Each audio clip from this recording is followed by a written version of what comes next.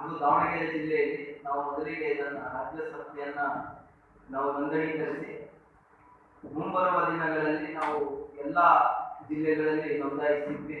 ಅದೇ ರೀತಿ ಹಿಂದಿನ ವರ್ಷ ನಮ್ಮ ಮಕ್ಕುಬಾಯಿ ಸರ್ ಅವರ ಜೊತೆಗೆ ನಮ್ಮ ಮಾತುಕತೆ ಆದಾಗ ಅವರು ಹೇಳಿದ್ರು, ನಮ್ಮ ಹುಬ್ಬಳ್ಳಿಯಲ್ಲಿ ಬಹಳ ಕ್ರೀಡೆಗೆ ಬಹಳ ಪ್ರೋತ್ಸಾಹ ಇದೆ. ನಾವು ಸ್ಟೂಡೆಂಟ್ಸ್ ಒಲಿಂಪಿಕ್ ಸಂಸ್ಥೆ ವತಿಯಿಂದ the bronze medals in table tennis. So these people are facing you at this stage.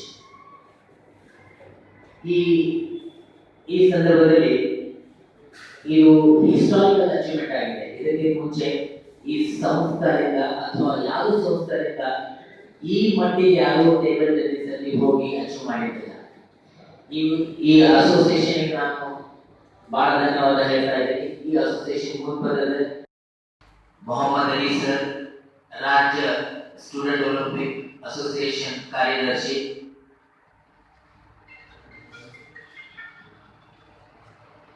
आसिफुल्ला joint secretary Karnataka state student Olympic, so Sahana Kulkarni, the gold medalist and international, to my right.